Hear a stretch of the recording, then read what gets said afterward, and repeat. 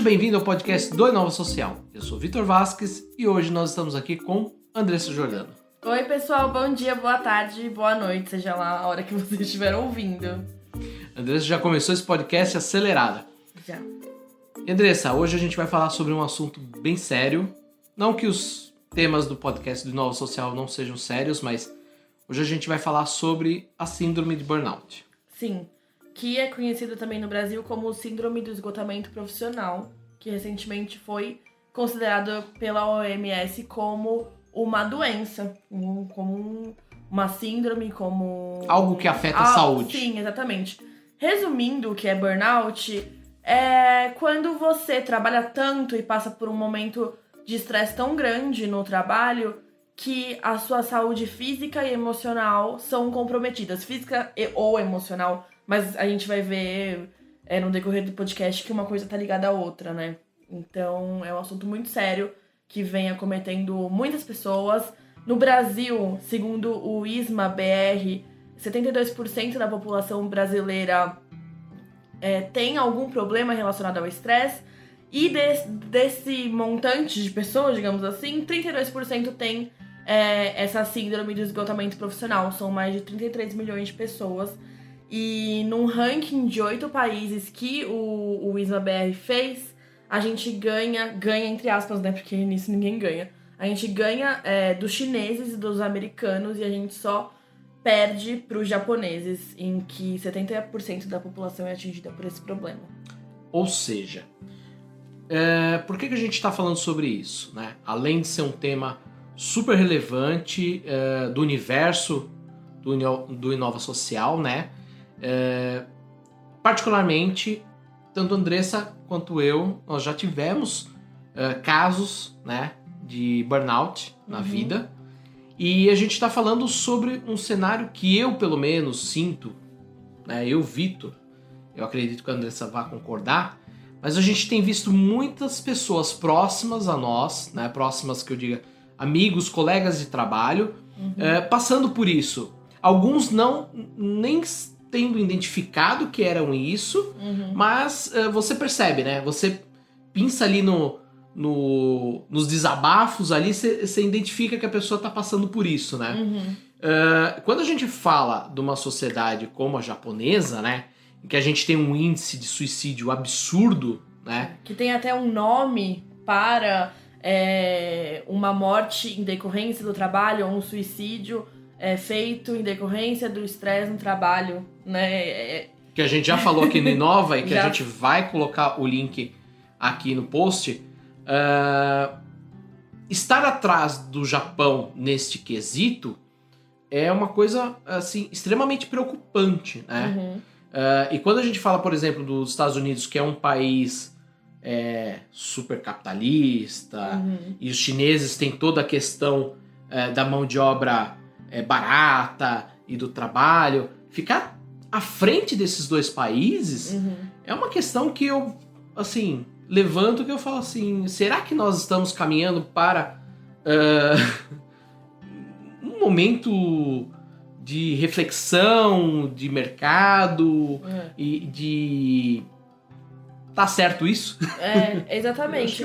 E eu acho que vale lembrar algumas coisas antes da gente entrar mais profundamente nesse assunto, que quando a gente publicou um texto no Inova Social sobre burnout, e lá a gente deixa bem claro que trabalhar duro em busca de uma promoção ou em busca de qualquer objetivo no seu trabalho é diferente de trabalhar além do seu limite. Então a gente não quer dizer que trabalhar demais é ruim, entre aspas, trabalhar bastante é ruim. A gente só tá querendo dizer que existe uma grande diferença entre você trabalhar duro em busca de um objetivo e trabalhar a ponto de prejudicar o seu corpo e a sua mente. Eu acho que isso que você falou, Andressa, é interessante, que trabalhar duro, né, se dedicar, não significa que você vai ser acometido se colocar em risco. Exatamente, ser acometido por isso. E já falando um pouquinho sobre, acho que nossas experiências, eu já acho que é muito legal a gente falar sobre isso, mas falando de experiências próprias, né? Antes, eu só queria falar sobre os sintomas, dar uma passada, assim, Porque pode ser que você conheça alguém que tenha esse problema, ou pode ser que você esteja passando por isso e não saiba, ou enfim. Vou passar muito rápido porque são poucos sintomas, né? Eu vou fazer o check nesses. Falta de energia.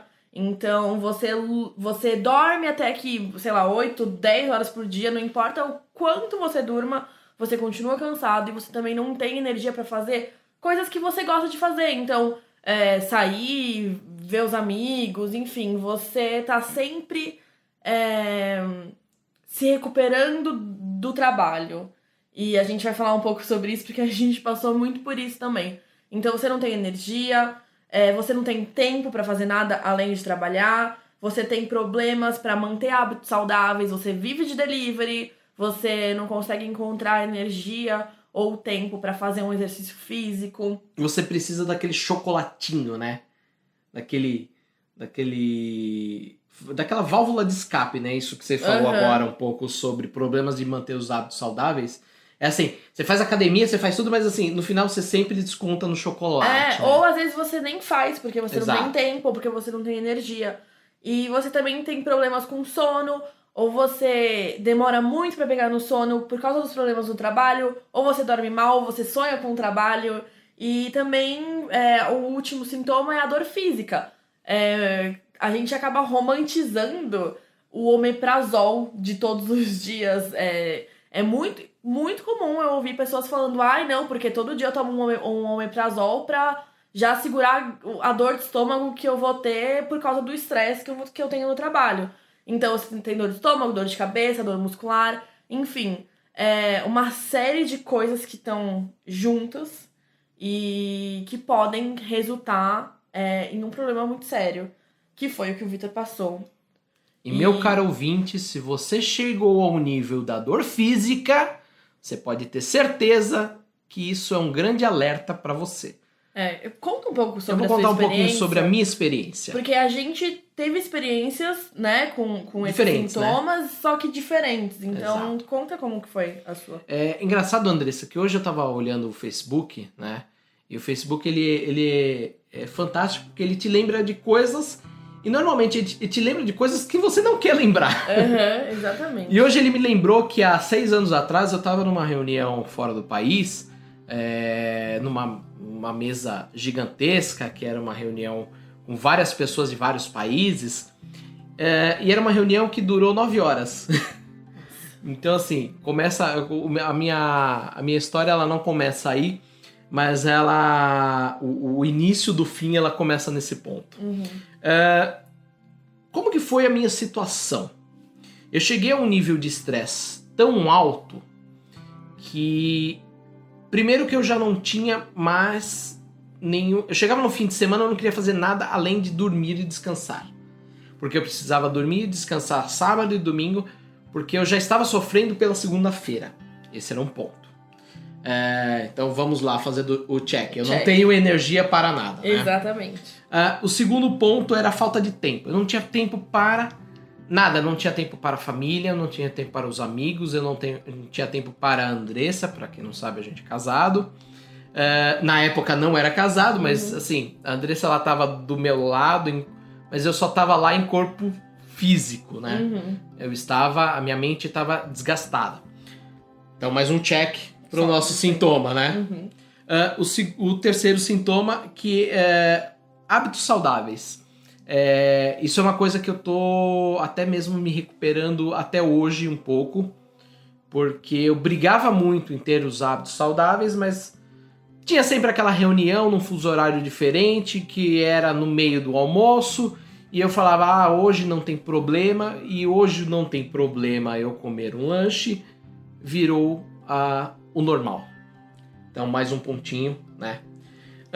Ter problemas com sono, que a Andressa levantou. Eu cheguei a ter insônias terríveis, ao ponto de não dormir. E aqui eu acho que eu vou contar pela primeira vez um fato que eu senti na vida. Eu dormia tão mal, que chegou um momento, sei lá, de eu estar 3 dias sem dormir e que eu não conseguia, eu misturava a realidade com o que seria o sonho. É uma sensação meio bizarra, porque você não sabe se você está sonhando com o trabalho ou se você está trabalhando. Esse é um ponto... Claro, a gente está falando aqui do nível... Eu cheguei, acho que no nível extremo, eu cheguei ao ponto de falar assim, eu tenho que mudar a minha vida, senão eu vou morrer. E, enfim, foi isso. E o último ponto, que é a dor física. É um cara com nem 30 anos, tá? Eu cheguei ao ponto de eu nunca ter um histórico de pressão alta. Eu cheguei a registrar 18/12, desmaiar no escritório, ser atendido pelos bombeiros do prédio, que não é uma coisa legal. Hoje, claro, hoje a gente olha pra trás e fala assim, meu Deus, eu fui atendido pelo bombeiro, né? Eu acordei com o bombeiro em cima de mim, nem um pouco bonito, romantizado, nem nada. Mas, enfim, você olha e fala assim, meu Deus, como eu cheguei a isso? E eu fui parar no hospital, né? Uma das crises que eu tive, que eu cheguei com a pressão 18/12. Eu achei que eu ia ou infartar, ou ter um AVC, ou qualquer coisa do gênero. E foi aquele momento que eu falei, opa, peraí, né? Alguma coisa está acontecendo aqui. E teve mais um ponto, que é a questão física também. E assim, eu tava super bem, eu era saudável, né? Na medida do possível, tudo mais. Mas uma coisa que eu percebo eu ficava muito gripado naquela época. Que a minha imunidade tava jogada às traças. E o segundo ponto, o segundo alerta foi quando eu cheguei numa véspera de fim de ano com uma tosse boba. E eu fui até o hospital e o médico falou... E eu falei assim, putz, deve estar com alguma gripe, resfriado, qualquer coisa, tava tossindo. E eu cheguei no hospital pra passar com o médico, né? E ele olhou pra mim e falou assim, você tá com pneumonia. E eu falei assim, como? Tem certeza, doutor? Né? E assim, eu super acostumado a ir em hospital público minha vida toda. Quando eu cheguei num hospital particular super conceituado de São Paulo, e o médico olha pra mim e fala, você está com pneumonia? Eu falo assim, será que esse cara tá errando o diagnóstico? Não, ele tava certo. Minha imunidade estava tão baixa que cheguei a pegar uma pneumonia bem leve, né? Não precisei ficar internado nem nada, ainda bem, mas cheguei ao ponto de ficar um pouco em casa, alguns dias, tomando remédio pesado. E o último ponto, que foi aquela... Sabe quando o copo já tá transbordando, mas aí você vai lá e ainda quer colocar uma gotinha? Foi um momento em que... Aí voltando, que foi aquele ápice que eu tive, um pico de pressão alta por causa de estresse. E o médico olhou pra mim e falou assim... O que você come? Eu contei pra ele que eu comi, enfim, sempre comi razoavelmente bem, verduras, frutas e tudo mais. Ele falou, mas você já teve histórico, alguma coisa? Eu falei, não. E ele foi. E ele olhou pra mim e falou assim, a sua pressão alta é estresse. E eu tava tão estressado, porque eu ia no fim de semana seguinte, eu ia viajar pra um evento nos Estados Unidos, e eu olhei tanto pra minha família quanto pra mim mesmo, e eu falei, quer saber, gente? Eu não vou viajar. Eu não vou pra esse evento, que era um evento super esperado o ano inteiro. E que muitas pessoas... Exatamente, que dentro da empresa era uma briga pra conseguir pra esse evento, um evento de inovação super respeitado. Eu falei, gente, não vou, porque eu entendi que aquele momento era o meu ápice de tudo. Eu olhei pra trás e eu vi o problema de sono, o cansaço, o estresse, a dor física, tudo se juntando. Não sabia naquela época que se chamava burnout, ou que se chamava qualquer síndrome. Né? Síndrome do esgotamento profissional. Exato. Não sabia que era uma síndrome do esgotamento profissional. E tudo se agravou com a viagem, né? Porque você vem de um momento em que você tá em um trabalho que é muito estressante, que demanda muito do seu tempo, da sua energia, Quando você vai viajar, você não precisa... Não é que, o trabalho não para porque você foi viajar. Na verdade, Não, você foi tem trabalho. Sim, mas você tem que adiantar muita coisa, porque as coisas aqui no Brasil iam continuar seguindo, e você tem que adiantar muita coisa pra poder viajar minimamente tranquilo. E aí, meio que duplica tudo e vira um montinho de estresse. Eu tinha o estresse da questão de continuar gerenciando o time aqui no Brasil, mas de participar desse evento, que era uma agenda louca, tanto que o evento, o pessoal fala assim, não dá pra você participar de tudo. Então imagina um local onde você não consegue participar de tudo do evento. Então assim, era uma loucura. Você tinha todo esse estresse da viagem, essa ansiedade, que eu acho que é um ponto também muito importante, a ansiedade, né, do que pode acontecer, do que vai acontecer, né? Você não tem só o nervosismo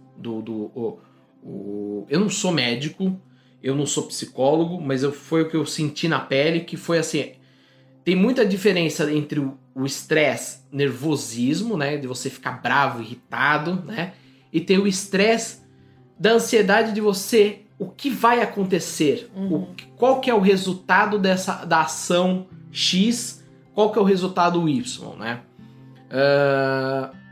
Foi o momento que eu parei e foi o momento que eu vi muitos colegas e conhecidos de várias áreas, tá? E a gente vai falar um pouquinho sobre áreas profissionais aqui, porque a gente sabe que tem áreas como um enfermeiro, um médico, um bombeiro, um policial, eles estão ali no momento de estresse, mas é um estresse da profissão, né? E muitas daquelas pessoas, elas optaram por aquilo. Sim. Mas eu vi muitas pessoas de outras áreas chegarem ao meu momento em diferentes, e isso eu acho que é um ponto importante de falar, diferentes momentos da vida. Não é o cara mais novo, não é o cara mais velho, a mulher, o homem, não importa. Eu vi isso atingir várias pessoas de várias idades e vários momentos. Porque eu falo, todo mundo tem o seu limite, certo? Só que os limites eles são diferentes, né? Para cada um. E eu cheguei ao momento de virar e falar assim, ok, agora eu preciso fazer a mudança. O que eu deveria ter feito muito antes, de uma forma pensada, naquele momento eu cheguei que eu tenho que fazer a mudança, obrigado. Porque era isso ou realmente a minha vida. É aquele momento em que nenhum aumento, nenhuma proposta, nada vale. É a questão que você coloca na balança o que você busca na vida. Se é só a realização profissional, e eu acho que aqui vale fazer só um parênteses, eu vi muita gente na minha área, enfim, meu círculo de conhecidos, que abriram mão de muitas coisas na vida por uma realização profissional. E eu não condeno ninguém, eu acho super legal, eu acho que cada um é cada um, mas o que eu acho que todo mundo tem que pensar é o que você busca para sua vida. Aqui pode até soar um pouco de um podcast um pouco filosófico e tudo mais, mas assim, a gente tem uma vida limitada. Se você quer apenas trabalhar, é uma coisa. Mas se o seu objetivo é ter uma família, por exemplo, como eu vi uma pessoa chegar a um cargo super elevado dentro de uma empresa e chegar aos seus 40 anos e falar assim, mas o meu objetivo era ter família e eu não tenho uma família hoje. Porque eu não tive tempo para me relacionar e tudo mais. Esse eu acho que é um outro caminho, mas era um parênteses que eu acho que eu queria fazer um pouquinho também de o que você busca. Porque o que você busca reflete nesse estresse também. Sim, exatamente. Porque a gente não consegue fazer tudo, né? Não. A gente tem vários pratos. O prato da família, o prato do relacionamento, o prato do lazer, o prato da carreira, enfim, que ficam girando e a gente não consegue girar todos ao mesmo tempo. E equilibrar, né? Equilibrar, exatamente. A gente não consegue. Uma hora, um prato cai. E aí você tem que ver, tem que priorizar as coisas. Falando um pouco sobre a minha experiência, eu vou falar bem rápido, porque não foi tão intensa quanto a do Vitor. Não teve bombeiro me salvando na empresa, nem nada. É uma opção. Mas foi uma coisa muito mais emocional e eu tive que lidar com isso em terapia. Porque eu saí da empresa e eu ainda carregava comigo todo o emocional, toda a raiva que eu tinha das situações que eu passei naquela empresa.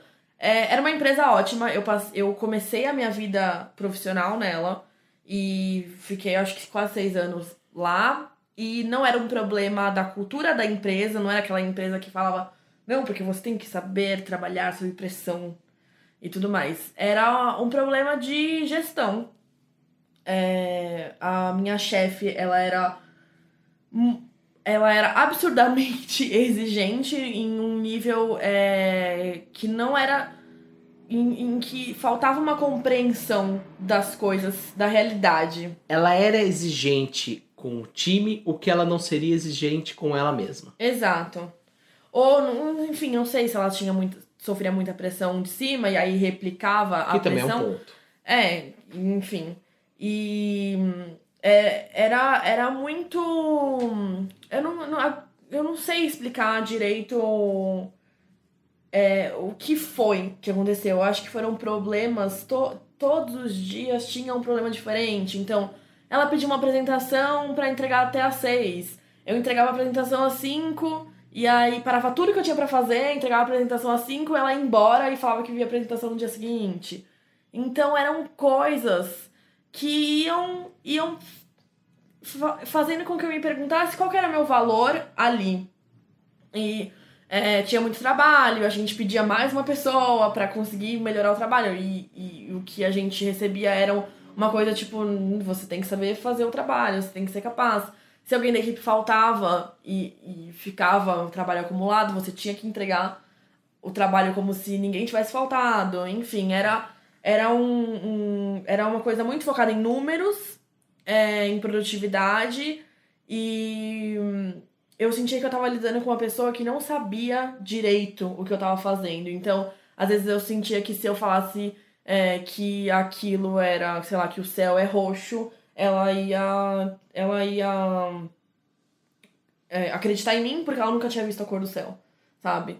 Então, foram estresse, era um ambiente meio tóxico, digamos assim, onde não rolava muito respeito entre as pessoas que dividiam o mesmo espaço.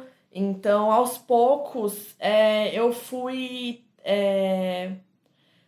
detestando trabalhar num lugar onde eu adorava trabalhar. Então, comecei a sentir tudo isso. Eu não queria ir pro trabalho, então eu chegava muito atrasada. E eu trabalhava num horário bem razoável. Eu chegava muito atrasada e isso acabava acarretando em muitos descontos no meu salário. Então, assim, eu tinha, sei lá, 100, 200 reais de desconto no fim do mês por causa de atrasos que eu tinha. Então, isso é muita coisa. E eu meio que não me importava. Eu sentia que eu tava pagando pelo meu sossego de, sei lá, meia hora. Eu acordava muito, muito, muito cansada. Então, eu não tinha... Eu tinha dificuldade pra dormir. E eu acordava com a sensação de que eu tava de ressaca. Todos os dias parecia que eu tinha, no dia anterior, tomado um porre. Só que, na verdade, eu só tinha trabalhado. E às vezes eu tinha a sensação de que as pessoas do meu trabalho moravam comigo. Isso que é bizarro. Isso é muito louco, porque quando a gente tava discutindo a pauta, que eu lembrei dessa situação. E eu não lembrava o quão louco é isso, porque eu acordava, eu abria os olhos, e a sensação que eu tinha era de que se eu abrisse a porta, sei lá, o João, que trabalhava do meu lado, ia estar na minha sala. Eu tinha que... E era uma sensação muito real. Então eu tinha que parar e ficar assimilando a realidade por um tempo até eu entender que não, as pessoas do meu trabalho não moravam comigo e eu me sentia muito segura quando isso acontecia. Então... eu me sentia muito mal, eu me sentia rebaixada de alguma forma como profissional, eu me sentia subestimada o tempo inteiro. Então era muito mais um jogo... emocional. Então eu acho que talvez por isso que eu não tenha tido um problema físico, porque eu não precisava trabalhar longas horas, eu não participava de reuniões de 9 horas de duração nem nada. Mas cada reunião de 1 hora eu sentia que era uma humilhação E não era nada relacionado a assédio moral, sabe? Não era nada disso, era só um olhar que você recebe, uma risadinha, ou você vai falar, a chefe vai lá e te interrompe. Então, no meu caso, foram pequenas coisas que foram fazendo com que eu desenvolvesse uma ansiedade muito grande. Além de toda essa questão de energia que aquilo me consumia e que parecia que eu tinha tomado um porre todos os dias, eu tinha crise de ansiedade no trabalho, eu tinha que ir pro banheiro para me acalmar, e isso acabava acarretando em machucados que eu fazia na minha pele, que era uma forma que eu tinha de colocar pra fora tudo aquilo que eu tava sentindo. Então, várias vezes, o Vitor foi me pegar no trabalho e ele via que arranhão é esse que tem no seu pescoço? Seu braço tá vermelho, o que tá acontecendo? E era eu tentando desabafar de alguma forma aquele estresse que eu tava sentindo no trabalho. Quando chegou ao fim da minha jornada nessa empresa, eu já não falava com ninguém no trabalho, eu não gostava de ninguém, eu tinha virado a pior pessoa possível pra se trabalhar. Então eu não chegava na hora, eu não entregava as coisas no prazo certo, eu não me relacionava bem com os meus pares de equipe. As pessoas que não eram da minha equipe, eu fingia que não existiam, porque eu odiava todas aquelas pessoas. Então qualquer coisa era motivo pra eu ficar com raiva delas.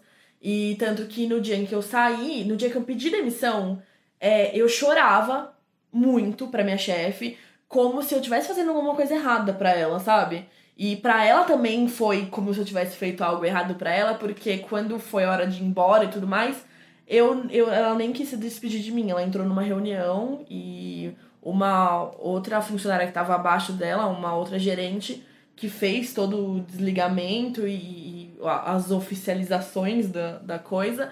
E eu falei, tá, queria só dar tchau pra fulana. E aí ela falou, não, ela entrou em reunião, enfim.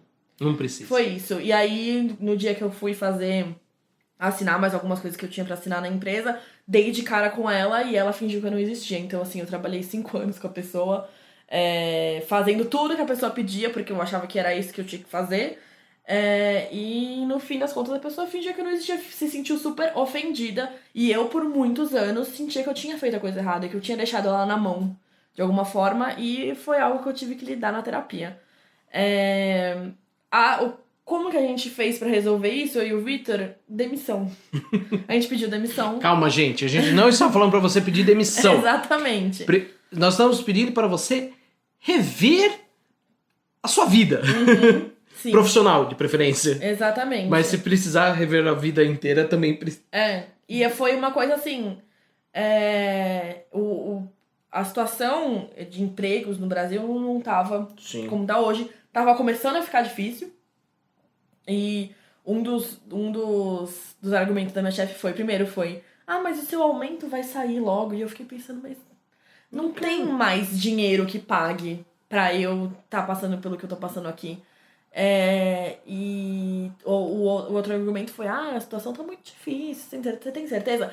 E eu tinha certeza. Eu não sabia, eu saí de lá sem perspectiva nenhuma. Eu não sabia o que eu ia fazer da minha vida naquele momento, mas eu sabia que qualquer coisa valia a pena se eu estivesse fora dali. E todos os problemas pelos quais eu passei na minha carreira, as dificuldades que eu passei depois que eu saí dali, eu sempre pensava, tá difícil, mas eu prefiro estar vivendo o que eu tô vivendo agora, que eu sei que mais pra frente vai melhorar, do que não ter saído, sabe? Do que ter me arrependido ou do que voltar atrás e não ter saído da empresa.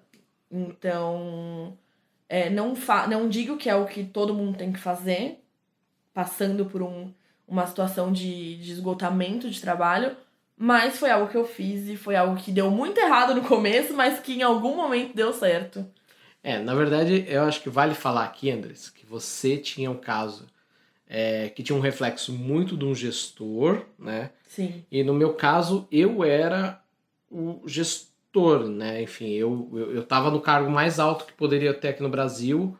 Eu só conseguiria ser promovido naquela situação que eu estava indo para fora, né? Então eu tinha toda uma equipe também que dependia de mim. Eu sei que eu estressei muitas pessoas do meu time, assim como ela, né? Enfim, eu tenho pessoas que me amam hoje profissionalmente, mas também sei que tem pessoas que me odeiam. Com certeza. Mas eu acho que vale a gente dizer que nem sempre a demissão é uma solução. A demissão é uma solução. Para esse problema, Muitas vezes você tem que rever, né? O que acontece? No nosso caso, eu acho que até mais no meu, você passou muitos anos numa mesma empresa e eu passei mais de uma década, enfim, passando por multinacionais e sempre identificando, quando eu parei para observar, sempre identificando os mesmos problemas em diferentes empresas de setores totalmente diferentes. Eu mesmo atuando em cargos totalmente diferentes, mas a gente identificava vários pontos, né? Você acha que era mais a forma como você trabalhava, que você se dedicava muito além do que você podia se dedicar, ou era uma questão específica da sua profissão? Não, eu acho que assim, eu acho que tinha parte da dedicação, de você abrir mão de algumas coisas, tanto que hoje, para quem conhece minha carreira profissional, sabe que eu cresci muito rápido, assim, que tem gente que faz em 30 anos, eu fiz em 15, mas eu acho que tinha um outro ponto importante, que é o cenário Brasil, tá? Uma coisa que eu sinto é que, independente da empresa que você tá, onde você tá, sempre vai ter aquela questão: mas a gente não tem o budget, não tem a verba para poder contratar mais um profissional. Nossa. Não, a gente tem que trabalhar com 3 pessoas quando o mundo ideal era os 5, entendeu? E tem muita empresa que começa algo, é uma equipe com, sei lá, 2 pessoas, e aí depois de 2, 3 anos a demanda aumentou, mas aquelas 2 pessoas continuam ali. Então, assim, se dobrou a demanda, você tem que dobrar a sua equipe. Exatamente. E uma coisa que alguns gestores não entendem é que, até foi um pouco o seu caso, que não é só dinheiro, entendeu? Eu acho. E a gente já falou aqui no Inova Social sobre as questões de trabalho, as questões sobre buscar um propósito, né? Um dos pontos que eu pensei, né, quando eu revi toda essa questão era: para quem que eu estou trabalhando? Para qual que é o objetivo? Qual que é o impacto? E aí é engraçado que a gente deságua um pouco aqui no Inova Social, que hoje o Inova Social ele tem um objetivo, né? Mas lá atrás eu me perguntei: qual que é o objetivo? Para que eu estou trabalhando? No caso dessa última empresa, que era uma multinacional global, em comunidade em mais de 100 países e tudo mais, eu estava trabalhando para um acionista. Para um cara que tinha ações e que, se eu fizesse um trabalho excelente, eu ia seguir ganhando aquilo. Se eu fizesse um trabalho excepcional, eu ia aumentar ali um pouco. Um bônus. Vinha lá um bônus no fim do ano. Mas tudo se resumia a dinheiro, né? Sim. E, de novo, chega um momento que dinheiro não paga. Exato. Uma coisa que eu acho que vale dizer, tem muita gente que deve estar escutando esse podcast que deve estar falando assim: mas você teve a opção de abrir a mão de dinheiro. Não. A gente teve uma opção de falar assim: eu vou passar um ano de perrengue, eu vou passar aquele um ano super difícil, né? Que foi muito difícil. Que foi muito difícil. Foi difícil nível chorar no chão do banheiro, porque não tem de onde tirar dinheiro, não tem o que fazer mais, e pensar: vai passar. Eu tenho que correr atrás de... O nível foi: chorei no chão do banheiro da casa da minha mãe. Esse foi o nível. Enfim. Mas tem a questão de você realmente... Claro, a gente saiu das empresas porque a gente já tinha um norte, um porto seguro para poder buscar, Sim. que era ter um negócio próprio. Então, assim, a gente tinha um suporte, né? De família. Sim. A gente não tinha... tudo, por isso que a gente fala, tudo é de pessoa pra pessoa, porque Exato. A gente não tinha filho, não tem filhos até hoje, mas é diferente quando alguém depende de você. Naquele caso, Sim. a minha família, eu ajudava muito a minha família, mas ainda assim, as coisas não ficaram tão difíceis quanto seriam se eu dependesse único e exclusivamente de mim. Mas a gente então, abriu... foi um privilégio, de alguma forma. Sim, mas a gente, por exemplo, abriu mão de qualquer luxo ou qualquer férias mesmo. Qualquer viagem, até mesmo pra praia aqui do lado. A gente abriu mão de qualquer coisa. Porque a gente entendeu que era um momento de mudança. Sim. E eu acho que eu acho que é importante falar que o cenário que a gente tá vivendo hoje, que a gente acabou não indo pra nenhuma outra empresa. A gente abriu a nossa empresa, na verdade, era uma empresa que já tava funcionando, que o Vitor já trabalhava muito com conteúdo e tecnologia, e aí a gente resolveu expandir as nossas atividades e tomar isso como a nossa, o nosso objetivo principal. Que é manter a empresa, não fazer um freela aqui, outro ali, né? Começou com uns freelas, pequenos freelas, e a gente pensou, putz, dá pra gente fazer um negócio legal disso, que demorou muito pra dar certo e atingir um nível confortável, né? De estilo de vida, digamos assim, mas hoje eu não me imagino trabalhando na forma como eu trabalhava antes. Isso eu acho que vale até um podcast depois a respeito sobre... apesar de a gente ter falado muito sobre esse assunto, mas empreendedorismo, os desafios no Brasil, porque a gente sabe que tem muito. Mas a gente entra agora no último ponto aqui, que eu acho que é o que fazer nesse momento. A gente tá falando um pouquinho sobre as nossas experiências. Sim, Eu particularmente, assim, eu só posso dar a minha opinião sobre o que foi o meu cenário, né? Eu nunca indicaria para uma pessoa peça demissão ou faça isso, porque cada um conhece sua realidade. Sim. Mas o que eu diria para a pessoa que está passando por isso reveja seus objetivos, né? Sim. E eu acho que muito além disso é tentar entender da onde está não só o seu objetivo, mas tentar entender da onde tá vindo aquele problema.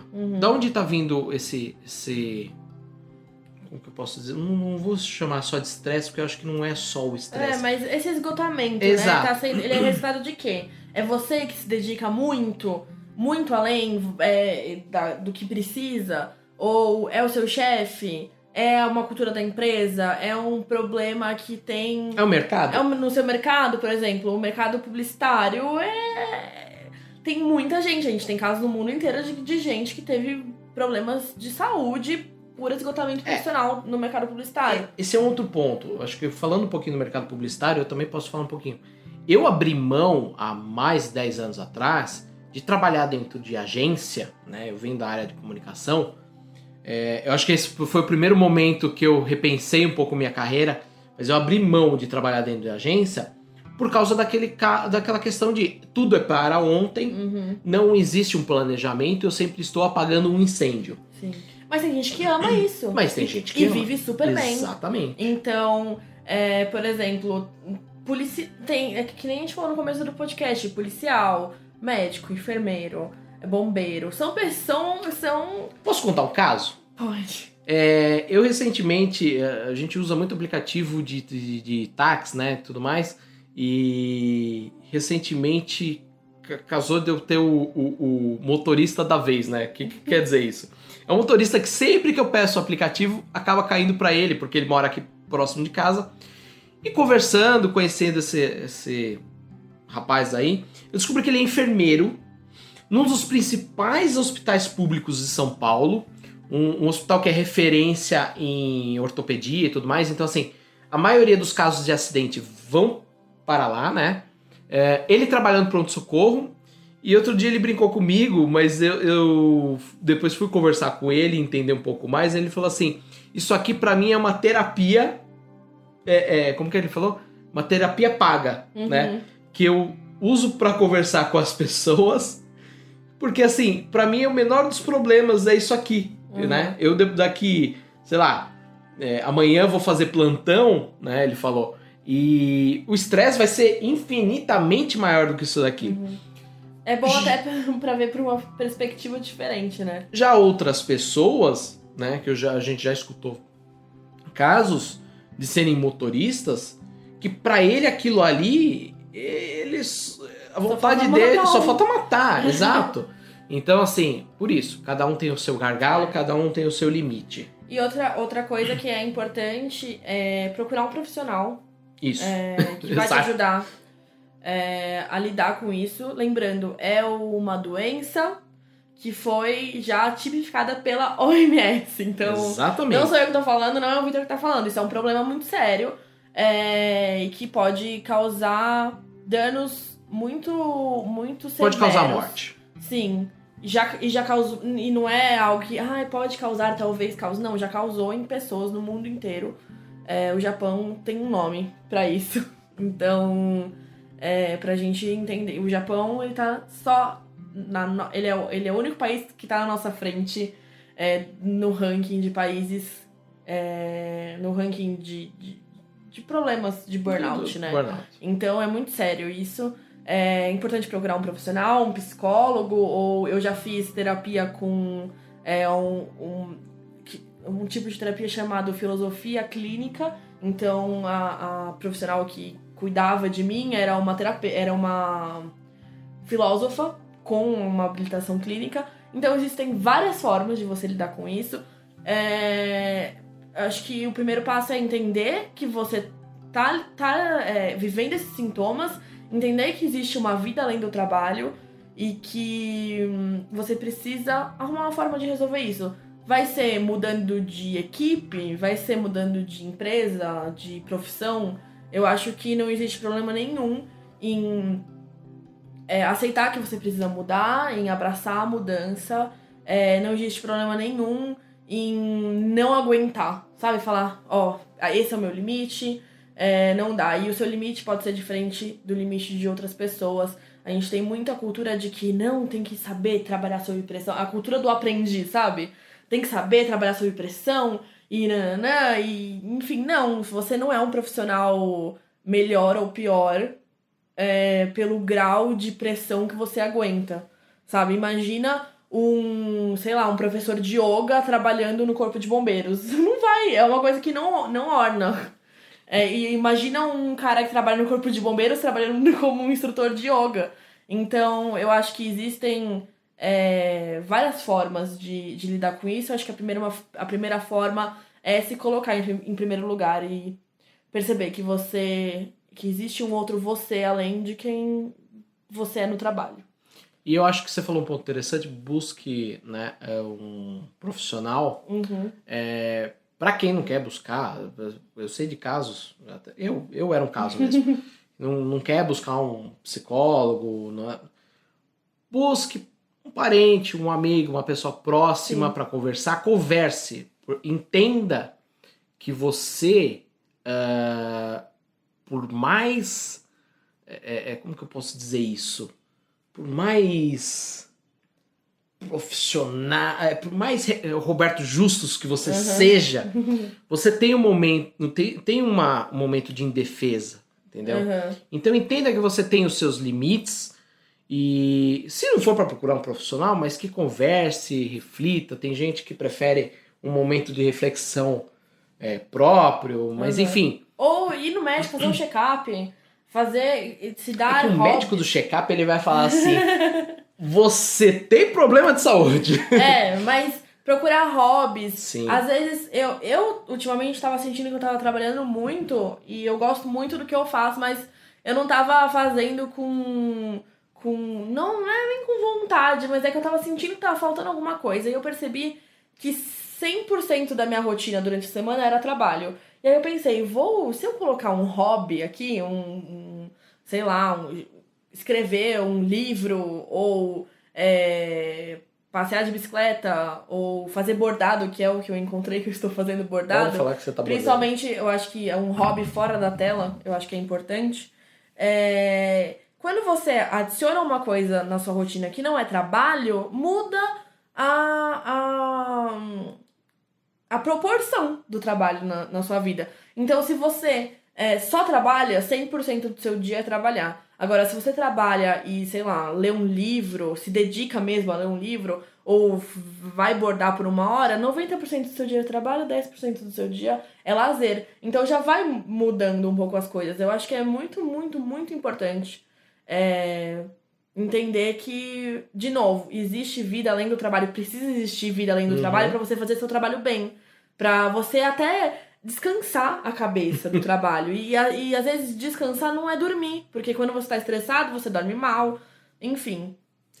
Só pra finalizar aqui, uma coisa que eu diria a respeito disso não necessariamente trabalhar muito significa volume, né? Sim. Você pode passar 12 horas dentro do escritório e não ter feito nada. Exatamente. Isso é um ponto importante. É verdade. Por que eu tô falando isso? Porque eu sinto que hoje, em termos de horas, né, de trabalho, eu trabalho muito mais do que eu trabalhava lá naquele momento, né? Mas... E você tá bem? Eu tô muito tá feliz. Dormindo bem, tá feliz? Então não tem nada a ver com tempo de trabalho. Tem a ver, acho que, com você saber dividir as coisas, desligar na hora que tem que desligar, equilibrar. Então não adianta você trabalhar... mas eu chego na hora e vou embora na hora. Não fico até tarde no trabalho. Mas você cumpre o seu horário bonitinho, faz o seu trabalho bonitinho, mas você não desliga do trabalho. Então, você já acorda respondendo o WhatsApp, no grupo de WhatsApp da empresa, ou você tá num jantar com os amigos, mas tá pensando na empresa. Então, assim, se desconectar. Não é só porque você tá fora da empresa que você não tá pensando em trabalho. Então, exatamente. É importante desconectar as coisas e saber e se reconhecer. A minha terapeuta, quando ela me pediu pra eu falar sobre mim sem falar do meu trabalho, eu buguei. E aí eu percebi que eu tinha que mudar. Que eu pensei, eu não sou só o meu trabalho. Então, isso é muito além importante. do trabalho. Sim, o trabalho é só uma pequena parte do seu dia a dia. E você tem várias outras coisas. E eu tenho certeza de que se você aprender a priorizar outras coisas além do seu trabalho, você vai trabalhar muito melhor, porque você vai estar bem, a mente vai estar fresca, você vai estar de bom humor e, enfim, você vai estar feliz. Quando você está feliz com outras coisas, o trabalho é só um detalhe e ele sai muito bem, inclusive. É isso, Andressa. Vamos trabalhar agora, então? Vamos trabalhar, que esse podcast tem que ser editado e publicado para que as pessoas possam ouvir. E o ouvinte, lembrando que todos os links estão no post no inovasocial.com.br. Se você está ouvindo aqui no Spotify, no Google Podcast, no iTunes... É uma lista gigante de podcasts. Agora nós estamos em 12 plataformas, então não deixe de assinar na plataforma que você preferir, né? E todos os links estão lá no inovasocial.com.br. Até o próximo programa. Tchau! Tchau, pessoal. Até o próximo. Espero estar aqui no próximo.